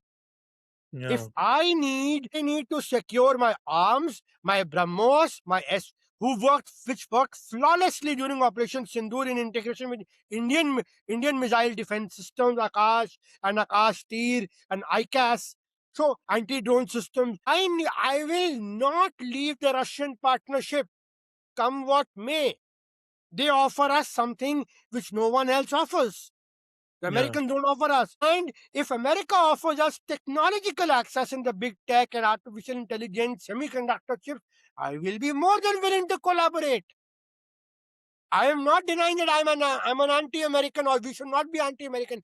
We should be willing. But if America wants us to surrender on agriculture, dairy, trade, data localization, capital outflows, destroy your local economy, and if it's Under Secretary of State Mr. Landu, stands on Raisina dialogue and says we will not allow you to become another China and compete with us, that is not acceptable. Where you try to tariff us into submission, you want to destroy our economy, you want to destroy our service industry, you want to destroy our H-1B visa and the whole software service industry and take it back to square one. Today, you are reneging your own promises which you signed in 1997 that India would be the back end of American tech. ITA, which was signed. And today you are reneging on that. That means India should have now full freedom to develop its own AI module. And I'm very sorry, we so far have lacked in that. China has gone leaps and bounds in the last few years. We are yet to even raise. Even the semiconductor chips which are coming out from Tata's plant is 90 mm. 90. And guess what TSMC is producing? 4 nm. 3 nm, sir. Samsung is producing 3 nm. So 3 nm. So Tata is going to produce 90 nm chips which were produced in 2004. Yeah, advanced nahi hai. That is the kind of gap we have between technology. India, so if you come to AI semiconductor chip race, you have only 2.5 powers to deal with. One, America, second, China, and third, Israel. 0.5. Israel has a very robust ecosystem. So while we deal with Iran and we don't get ourselves entangled into Israeli or Iranian bilateral nonsense which continues in the region, at the same time, we must continue to work with Israel when it comes to new technologies. So be it cyber tech, be it surveillance, be it missile defense system, be it laser, or be it artificial intelligence. So India's policy has to be defined around its interest, and that is why we must draw a blueprint around it. Unfortunately, we do not have the institutional setup like America has, where they take out a structured report every year to say how we plan to take it forward. Obviously, they don't tell the classified elements outside, but they give you a broad heads up on what they're likely to do. Right. So even Japanese do that well, and especially Japan is also not realizing that the world is sort of rearming itself, and now Japan comes up with very good reports on its And own foreign policy. Vidura, Yeah. and one final point I would also add: if the Chinese are your adversary, They're not your allies, right? They are funding Pakistan. They are doing all that stuff. Agreed, Yeah. totally agreed. I'm not even denying one bit. But can you wish it away that your trade deficit with China has gone from $40 billion to $120 billion No, no, from you can't. 2014? You can't. 65% of the APIs come from China. Yes.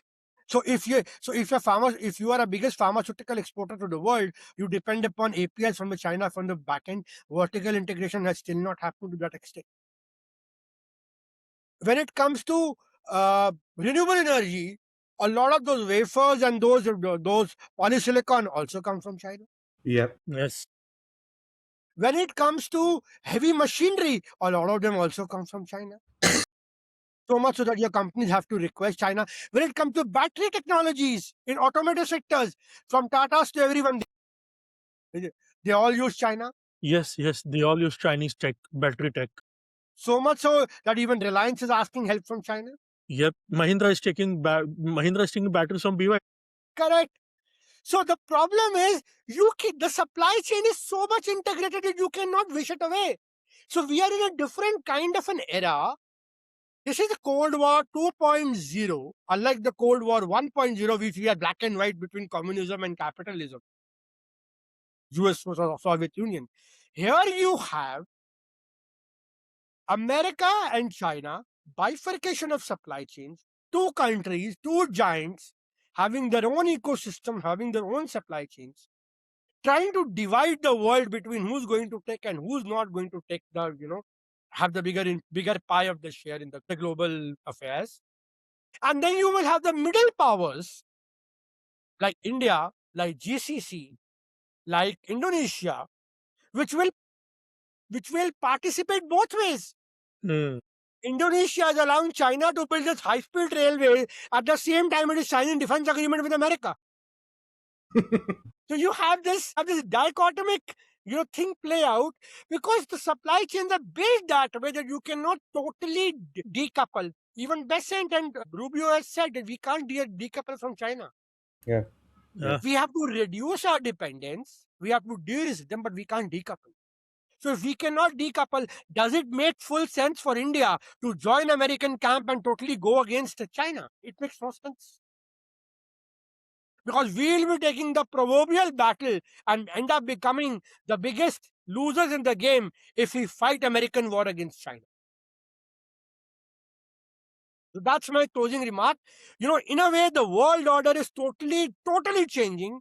And this conflict has only catalyzed or accelerated the shift towards a new global order. Hmm.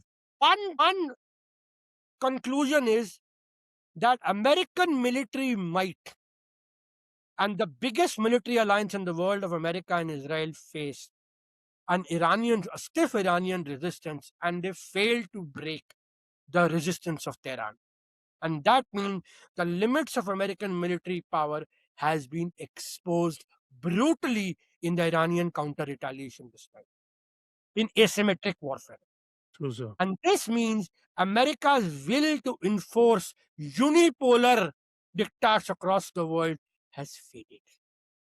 Means unipolarity is over. The world is going multipolar, and that means this is going to be chaos. Because is China ready to take the mantle? No. Russia, commodities powerhouse. India, consumer and services powerhouse. So you have multiple big giants which have risen up, staking claim to the world power.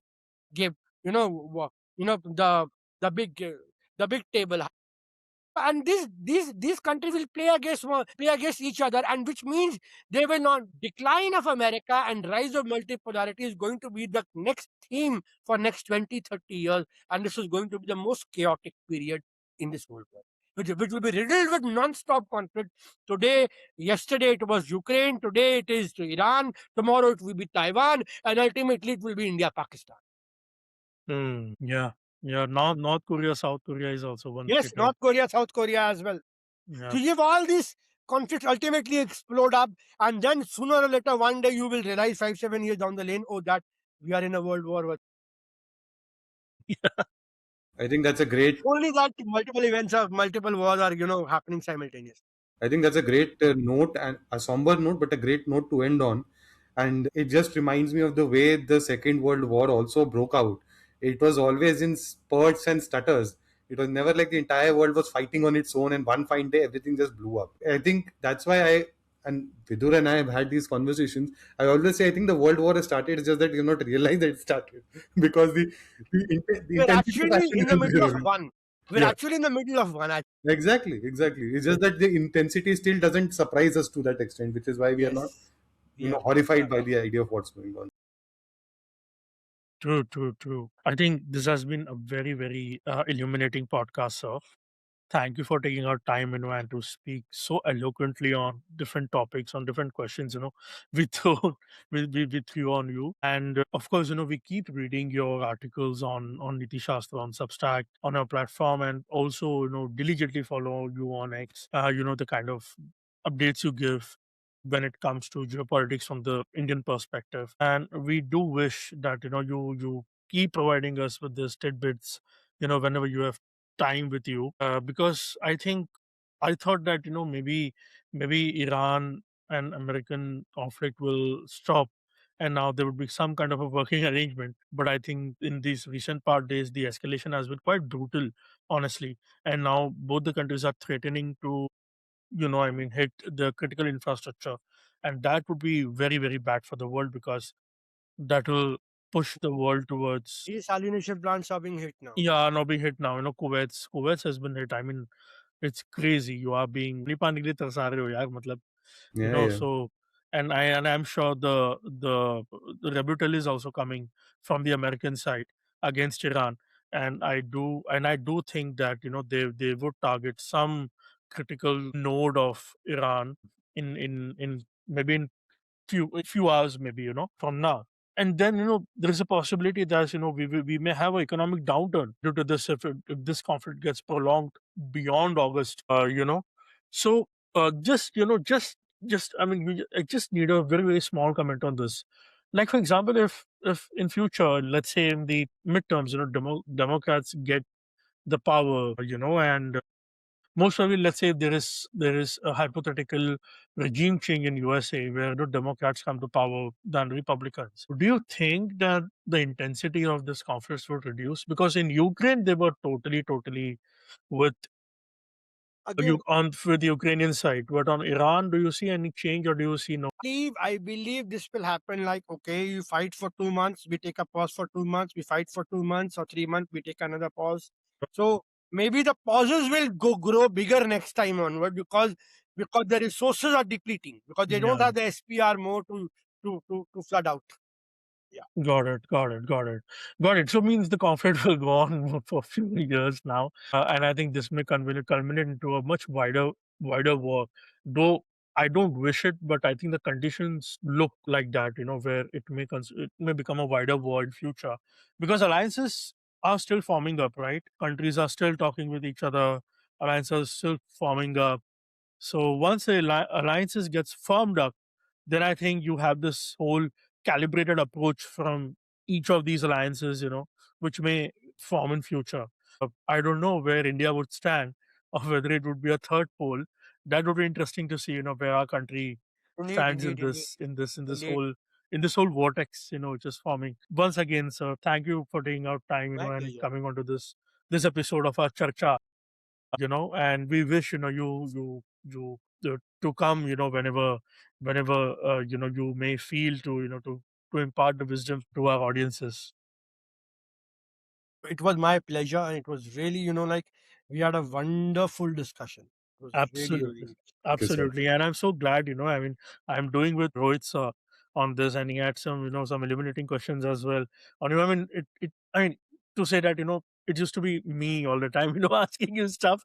Now, you have a different, more knowledgeable, more experienced person, asking you things, and again, the way eloquently you have explained things, combining geoeconomics and with geopolitics, and how everything is, getting affected like a chain reaction to it, and ultimately it boils down to the economics part of it, which will ultimately affect each of us in some way or the other way, So in different countries to the common masses. So thank you once again, sir. Thank you for your my time. pleasure, Any my words? pleasure. Any words for it, sir? Please, No, I think Michael, this was yours. a fascinating conversation, and thank you so much, Navroopji, for taking out the time. Given that it is a day off for you as well, I think from all the work that you engage in. But I know. I think you've given us, how do I say, so much context to what's going on right now, and we need this context. I think it's not just about diplomats anymore. I think people are also quite interested to know what's going on generally and how to make sense of what is going on in this world. Because Yeah, unless you put the dots together, it is starting to seem like random things happening at random places.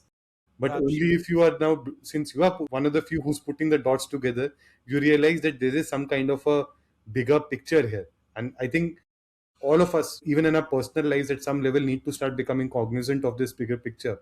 Else, we will be caught unawares of what might hit us, you know, Yeah, In the very future. soon. Very soon. Yep, true. True, yep, true, true. totally right. Also, I mean, the point is, people either have a mainstream media to rely on or some think tanks, which has cropped up recently, but the kind of views we often hear from them is often biased, because they come with institutional support. So the kind of views you give, it's beyond these affiliations and everything, and it provides us very objective analysis onto it. So I do hope so, somewhere one policymaker who is still working with the government of India is, sitting somewhere and listen to you, or maybe your views, and listen to this podcast, or maybe A parting they note may from get my help. would be that, American think tanks give America's point of view. There are Indian think tanks that are also giving America's point of view. Americans' point of view, But precisely. I am glad that there Precisely. are people like Navroop who are giving an Indian point of view. Indian point of view. Exactly. That, True, sir. that True, was the true. purpose of setting up Niti Shastri. Fantastic. Fantastic. No, More yeah. power to you, sir. More power No, to you, sir. definitely. We'll be sharing links of the Yeah, magnum yeah. opuses you have written currently, and release So I the think once you digital share this versions. podcast, I think, Vidur, let's also share things that have been written by Navroop. So for more Definitely, reading, so that people can follow up definitely, further. I think it would be very good, definitely, definitely. to We'll understand the greater context of this conversation. absolutely we'll definitely share all the links, his platforms link, Substack link, everything. And also, before we go out, I just want to know, we always end up to know, what kind of books we are reading. So, Navroop, I want to ask you, first, any latest book you are currently reading, and which of you want to share with the audience?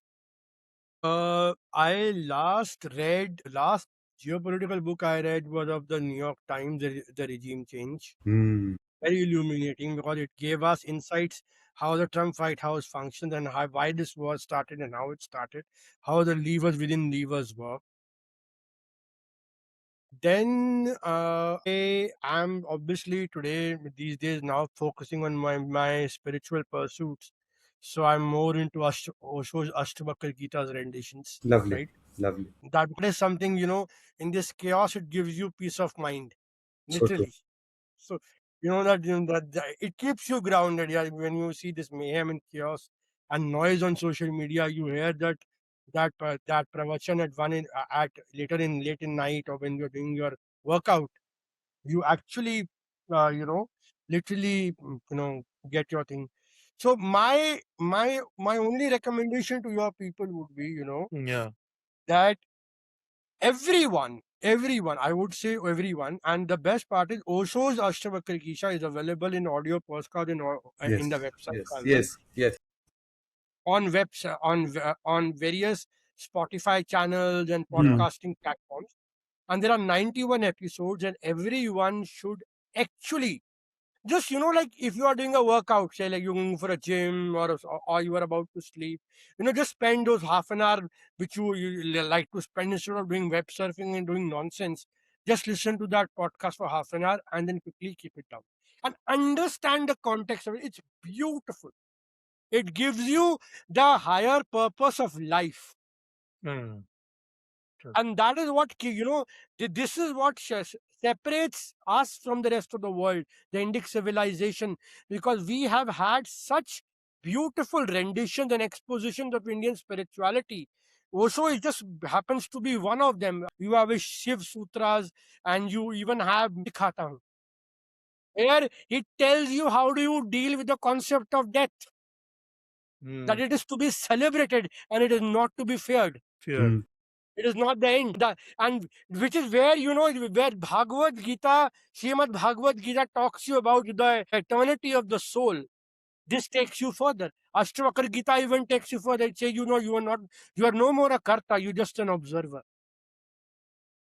So this is some, my suggestion to all the viewers will be, yes, you read geopolitics, Niti Shastra mein bahut kuch hai, pad lena aaram se. That, right? True that. True that. So, and Rohit, any recent reading you are doing? So I started reading this book by a very interesting historian who never wrote in the English language. वो कुमाऊं के थे, Shekhar Pathak ji. And Okay. he had written a shorter biography of this very interesting guy called Nayan Singh Rawat. So Nayan Singh Rawat was a man who had been hired by the British soldiers to essentially help create a map of Tibet because foreigners were not allowed in Tibet. So geological survey वो कर नहीं पाते थे. So the British people basically took him to the Gurkha regiment in Shimla. They trained him there on all the geological tool equipment usage, etc. And then basically set up a secret and made him undertake 3 secret missions to help map out Tibet, and that is how the first ever map was created for Tibet by the Britishers. Oh, very interesting. So Fascinating character, and it's amazing because by the end, after the third expedition, Nayan Singh Rawat's eyes became very weak, basically because of the sun. The sun used to be so strong in Tibet, and he had gone blind. They even gave him a gallantry award for his services and retired him on a pension subsequently. I mean, fascinating character, fascinating story because उनकी diary entries पे कैसे वो life उनकी थी and what all he experienced. So that's one book I would definitely recommend. It's not a very big read, thankfully, but it's you'll get a translation as well. And I must say, must compliment one government body called the National Book Trust that has published that book in both Hindi and English because it is a rarity to see such interesting books being published in published. in India. So it's definitely my suggestion for viewers if they want to learn more about how such an interesting expedition was undertaken in the first place. Thank you for your recommendation, sir. And lastly, my recommendation. Currently, I'm reading this book, the Emperor's General. So basically, it's on Raja Man Singh, who was a trusted lieutenant of Akbar during the height of the Mughal Empire, and and I think Raja Man Singh is a very interesting character. Though because a lot of time he sort of take a blame of where supporting the invading forces and allowing them to get entrenched. But I think many people do not understand how things work in real world because it was due to the Man Singh that the Hindu population or the native population of the country, especially in areas near where Mughal empire was a dominant force, the culture and the religion both survived, due to one man, and that's only and only because of Raja Man Singh and his whole contribution to both the culture and the religion, especially in the northern belt of Braj and starting from Rajasthan and you go to the Mewar and west, Marwar. yeah, Mewar and Mawar, starting from Rajasthan and till here, the whole cultural landscape was built by that man during the height of the Mughal Empire. And I think if he was not there, then I think the picture would have been very, very different, and I think would have been very negative one. So yeah, very interesting book. I'm still in the, and it is written by Rima Huja. Who is considered as an authority in the Rajput history now. She has written book on Maharana Pratap as well, which I'm yet to read though. But Man Singh I found to be a very fascinating character. So I want to explore that, and still I'm reading it. So will recommend audiences, and it's not a big book. Hardly maybe around two and a half, 215 pages around, but very detailed. And touch upon a lot of aspects of Mughals as well as Rajputs actually. So on this note, people, we end this charcha with Navroop sir. And Navroop sir, again, thank you so much My pleasure. This have been really helpful, and we would request our audience to please subscribe us, like us, you know, press the notification bell icon, And because also we'll be follow putting it. Navroop Ji on X if you want, and Yes, follow his please blog do. Niti Shastra. Please, it's a must read. Yes, Let's must read. let's. We will be providing I links can't even on the elaborate description on how below. important that blog is. Yes. The sole reason I am on X, I mean, be very frank with my audiences. The sole reason I'm on X is because some people, and Navroop sir is one of them. And I diligently follow his tweets, his articles on Twitter, because they are really helpful to form view as to what's going to come, what is happening, and it again, for the sake of repetition, let me repeat: it provides the India perspective, the objective India perspective, from our lens, basically. So, guys, please do. It's our request, and thank you once again, sir. Thank you once again. My pleasure. My pleasure. Thank you so much, Vidurant.